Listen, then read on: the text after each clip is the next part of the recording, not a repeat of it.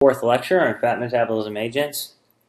This is going to be part one of this section, which is sympathomimetics. So if we look at our society and obesity, this is essentially obesity back in 1985, where you have 10 to 14% of the population obese, and we see less than 10%, so light blue. Dark blue, 10 to 14%. So we see that's not too many people.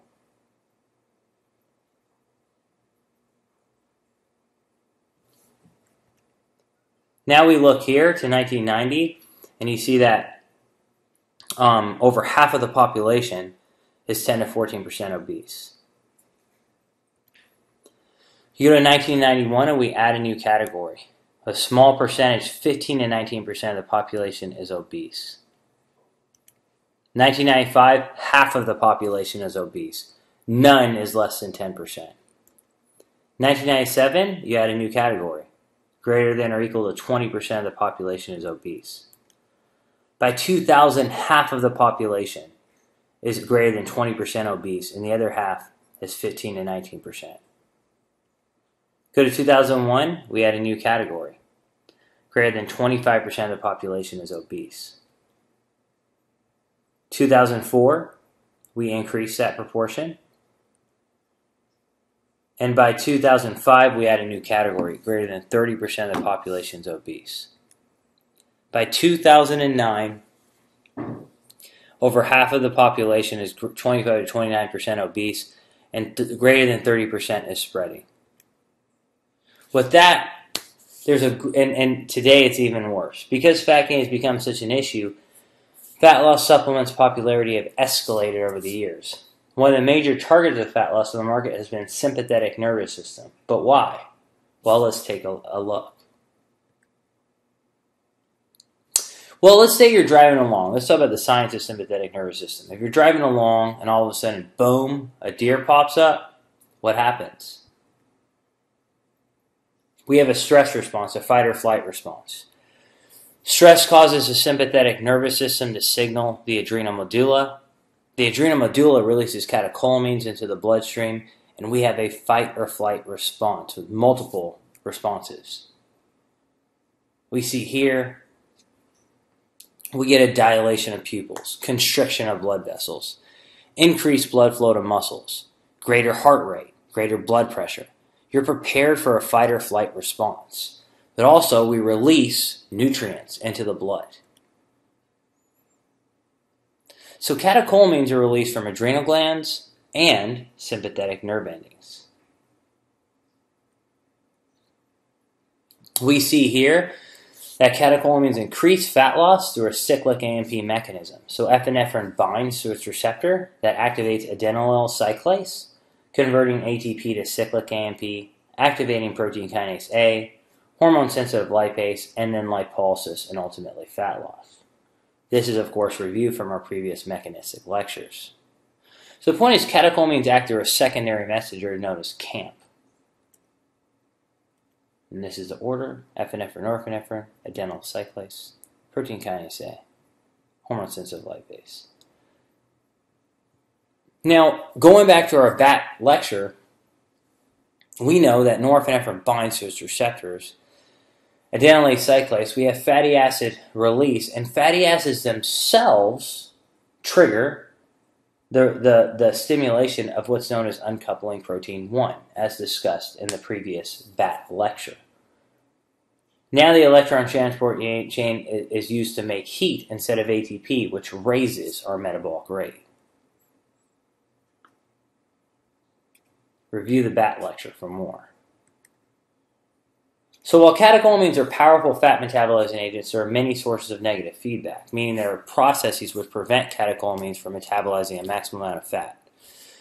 Many supplement companies have tried to counter these processes, but this presentation will review these negative feedback mechanisms and show how supplement companies counter them. There's a concept known as sympathomimetics. And sympathomimetic drugs are substances that mimic the effects of the sympathetic nervous system, such as catecholamines, epinephrine, and norepinephrine. They do so by increasing epinephrine and norepinephrine, acting similarly to them or strengthening the pathways that they work through. So one of the original supplements mimicking this was called Ephedra.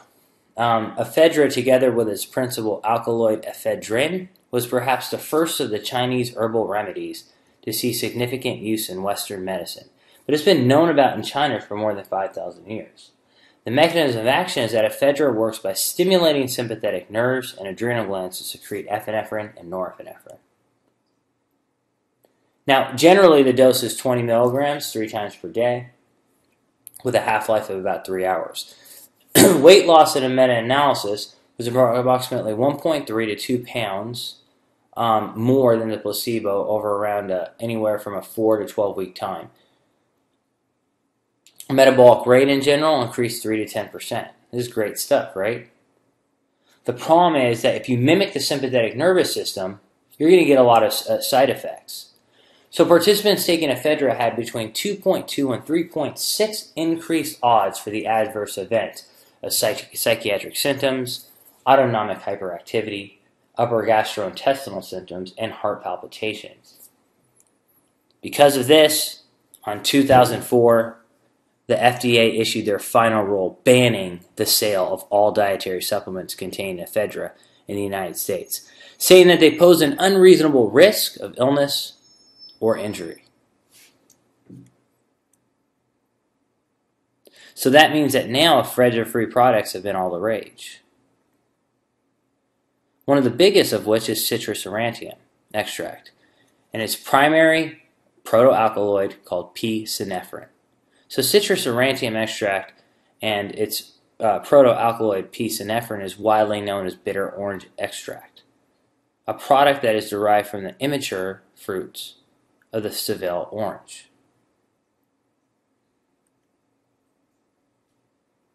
Now, one of the things about synephrine is unique because it selectively binds to beta-3 but not 1 or 2 receptors.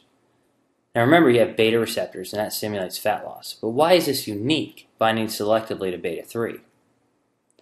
Well, beta-1 receptors stimulate heart rate, beta-2 stimulate change in blood pressure. Beta-3 don't have these effects. In fact, but all 3 receptors increase fat metabolism. So the advantage is theoretically we can get an increase in fat loss without adverse cardiovascular effects. Safety, while structurally similar to liquid solubility of p-Synephrine as ephedrine, so there's a liquid solubility of synephrine compared to ephedrine is decreased. So that means that it reduces the ability of the compound to actually cross the blood-brain barrier. So you have less or even absent central activity. As a result, these structural differences in p-Synephrine exhibit little to no CNS or cardiovascular stimulation as compared to ephedrine. So this is good. We see the blood pressure response. That top graph right there is synephrine change in blood pressure. You see slight increases versus the non-ephedrine, or which is the below graph. So we see slight increase in blood pressure, but really not much. If we look here, blood pressures and resting heart rates. First off, they consumed 50 milligrams of p-Synephrine, and it raised calories by 65 over 75 minutes, by 65 calories over 75 minutes. So we do see a slight increase in metabolic rate in this study. If you look at the blood pressure data, systolic, synephrine didn't increase it at all. Diastolic, synephrine didn't increase it at all. We have a very slight increase from 64 to 72 on heart rate. So again, we see slight elevations in heart rate, but not much elevations in blood pressure. So as far as fat loss as a standalone, this is a table looking at all the studies. This is basically looking at all the studies that has bitter orange extract alone. You see no adverse effects on cardiovascular system. We look at this red one right here. This was strange. We saw a decrease in fat metabolism, but we're unsure why. There's 30 milligrams of p-Synephrine, but that would be rare. Here, we see an increased metabolic rate, and that was seen in the previous slide on 50 milligrams of synephrine. If you look at the green, these are all the long-term studies. In each of these long-term studies, we do see increased RMR and increased fat loss. However, all of these long-term studies are in a complex of ingredients, meaning they contain things like green tea, like even ephedrine, and other ingredients. So you can't really localize it to synephrine. We don't have any long-term studies with synephrine alone, or just very few. As far as mechanisms of action, there's an issue with synephrine. One of the problems is that if you in rodent models, they have high concentrations of beta-3 receptors, but in human models, we have low. This is looking at brown adipose tissue. We have high beta-1 and beta-2, but very low beta-3 receptor content. So that's why if you have a low amount, you may get a slight increase in RMR, but not much. And if you look at white adipose, beta-3 receptors are virtually absent. So if you look here, there's also realized there's a low concentration of beta-3 receptors in human tissue. So synephrine may not be ideal for fat loss. And that also may be why we don't see many cardiovascular negative effects. This study here by Zenk in 2005 actually did give synephrine, and basically for 8 weeks. And they didn't see actually any extra decrease in fat loss.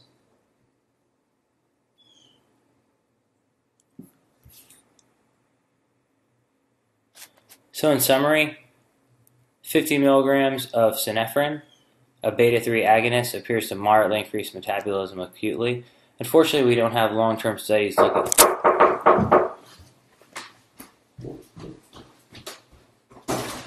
Hey, thanks, man. Appreciate it, man. Have a great night.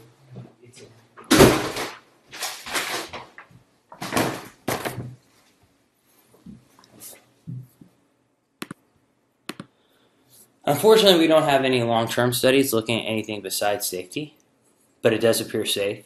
When a complex of caffeine and green tea or other ingredients, it does enhance fat loss, but we're not sure if that's related to synephrine.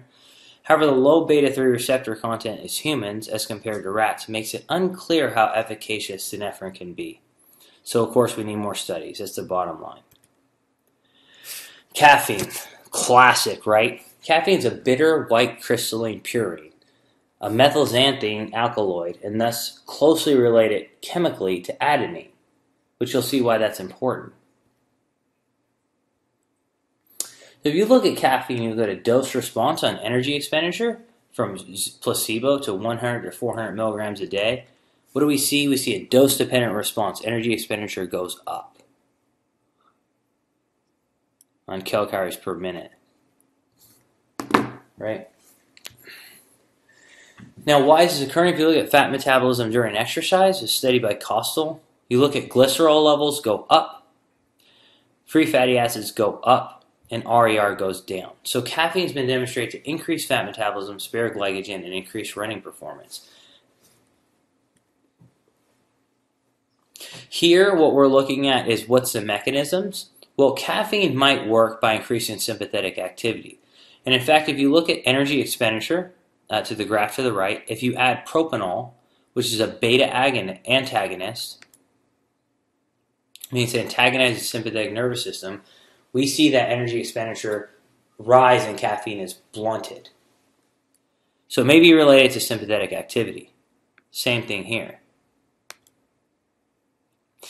So caffeine ingestion increased energy expenditure by 13% and double the turnover of lipids. Okay, so we see that. We see what we're seeing is we double the turnover of lipids. We see that non-oxidative fatty acid disposal, meaning if you turn over lipids, you're increasing lipolysis. 76% were recycled. Okay, they are reesterified, which is what I'm showing here. However, 24% of what was increased in lipolysis led to oxidation. A 24% increase. So that's important that part of the lipolysis is stimulated of that 24%. Remember, lipolysis is not oxidation, but it's related to oxidation. But if you added propanol, the beta agonist, you still got an increase in overall metabolism. But so not as much, but the point is caffeine's effects may be tied to other mechanisms besides raising catecholamines. So how does it work? If you look at norepinephrine and glucagon, they activate adenylyl cyclase. That increases ATP, cyclic AMP, and also phosphodiesterase will break down cyclic AMP and stopping the signaling effect. Also, adenosine, when adenosine binds to its receptor, that inhibits adenylyl cyclase. So what we want to do is inhibit phosphodiesterase, and we also want to inhibit the adenosine receptor. Caffeine binds the adenosine receptor and blocks it, and it also inhibits phosphodiesterase. So basically, epinephrine and norepinephrine signal better. So this was a study in obese, overweight individuals. This was a 4-week study. They basically stratified individuals into, they're both trying to lose fat, and they had low caffeine consumers, less than 300 milligrams per day, or high caffeine consumers, greater than 300 milligrams per day. They were placed on a very low energy deficit for 4 weeks. The high caffeine group lost more body fat than the low caffeine group. So this indicates that, well, maybe caffeine can be beneficial for fat loss. This is a long-term study. This was a 6-week study with calorie restriction.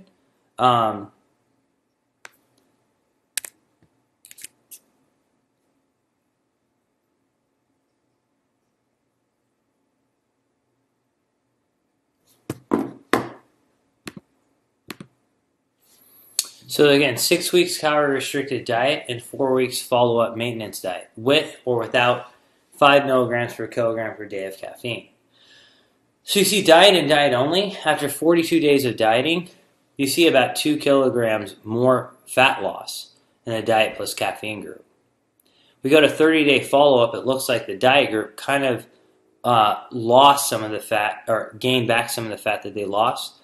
But the diet plus caffeine group, after the 30-day follow-up, we're actually still losing fat.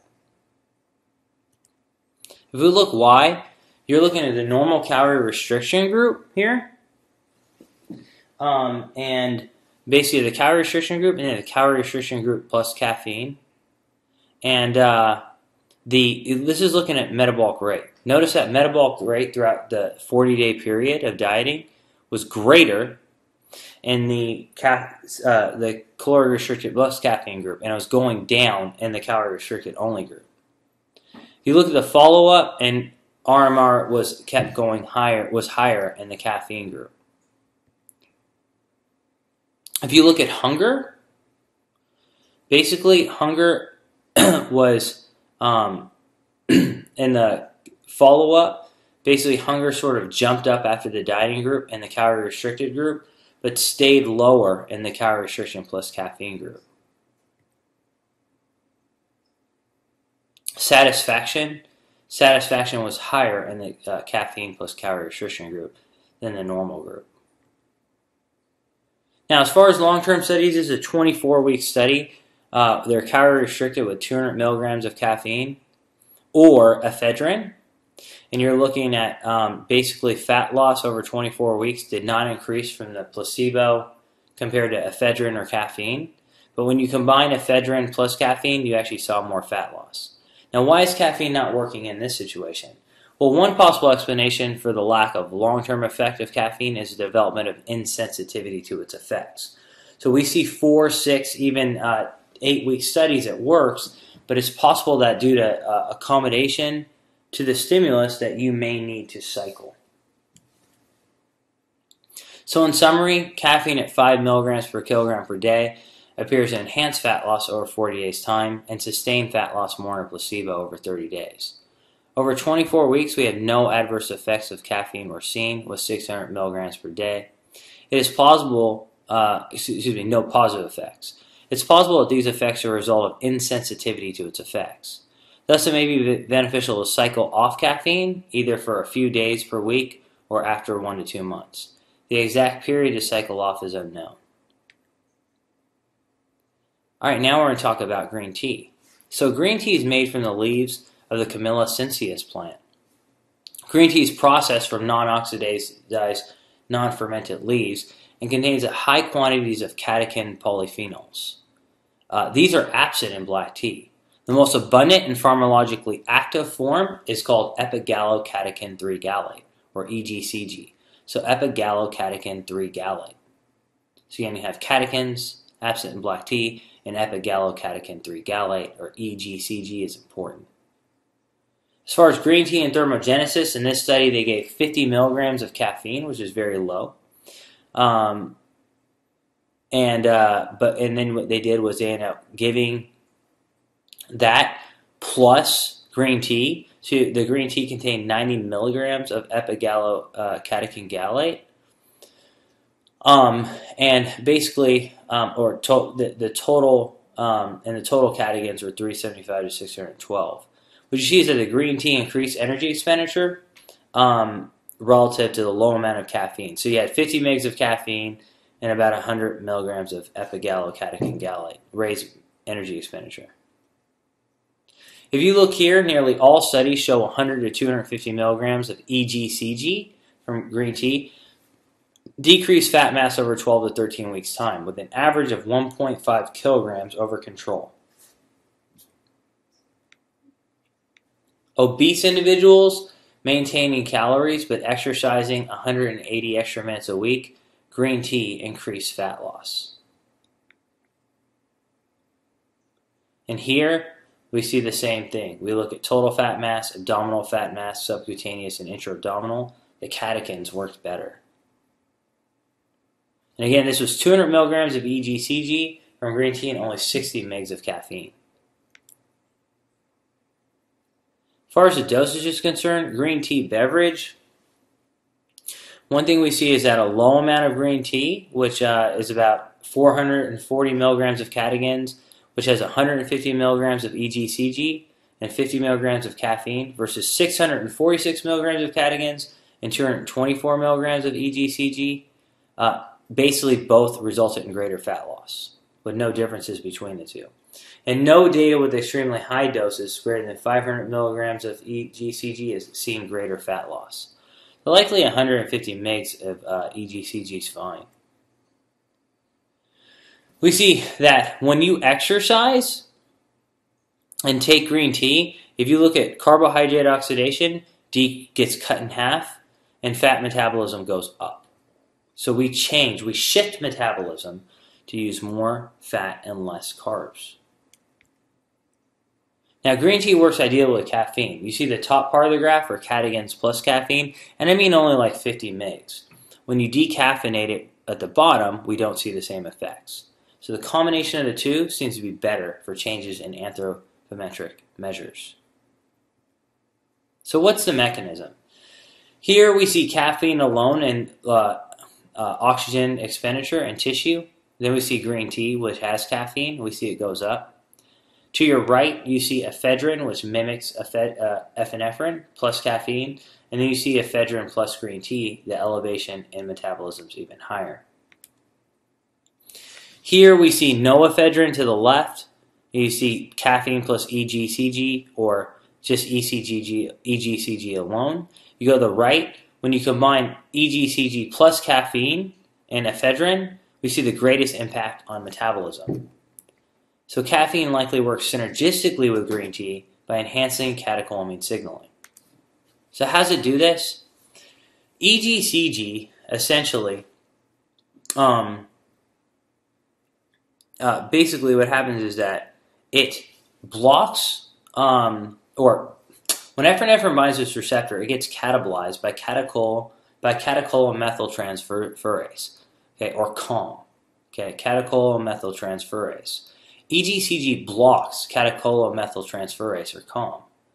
And so basically, when you have caffeine blocking adenosine and phosphodiesterase, and catecholomyl transferase blocking the degradation of norepinephrine, we have the greatest effect.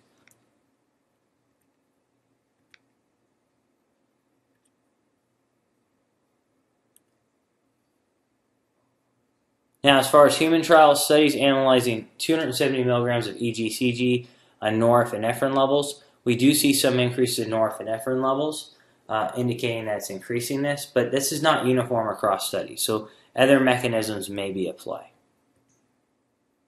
Recommendations: purchase green tea extract with catechins standardized at 50% ECGC. Consume 400 to 600 mg per day, divided into 2 to 3 servings. A cup of green tea has 200 milligrams of catechins and 30 milligrams of caffeine. So this should be coupled with a minimum of 50 milligrams of caffeine. USDA 1 cup green tea has a whopping 180 milligrams of EGCG and 25 milligrams of caffeine. So decaffeinated brewed tea only has 60 milligrams of EGCG. So basically, I think 2 cups of green tea is probably going to be just fine for you a day. Last one is yohimbine. So what happens is, remember, when epinephrine binds to beta receptors, we get fat loss by the cyclic AMP pathway. When it binds to alpha receptors, we block fat loss. Okay?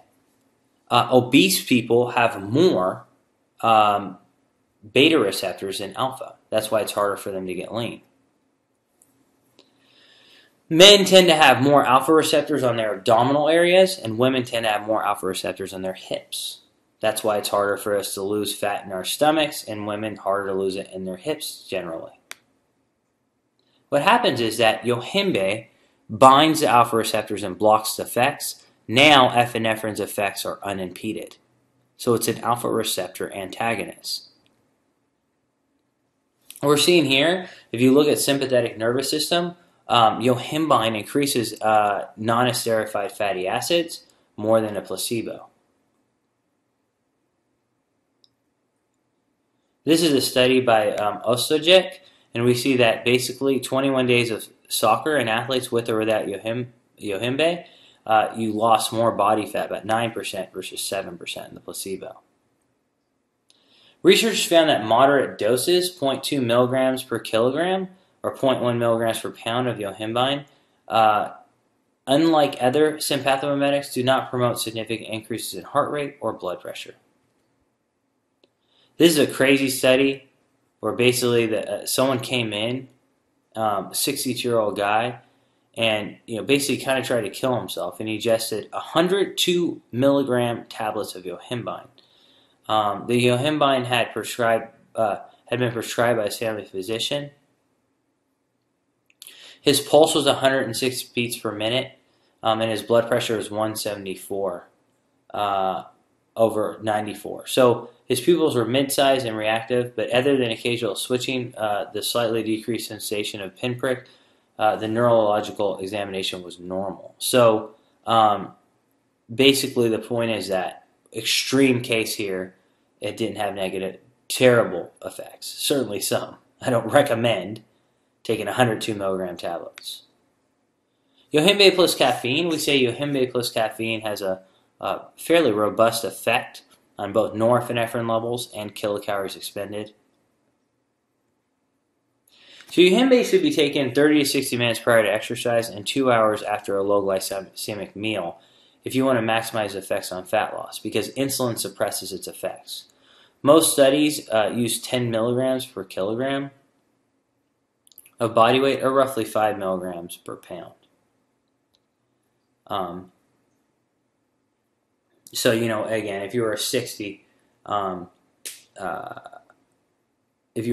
kilograms, you might take 600 mg.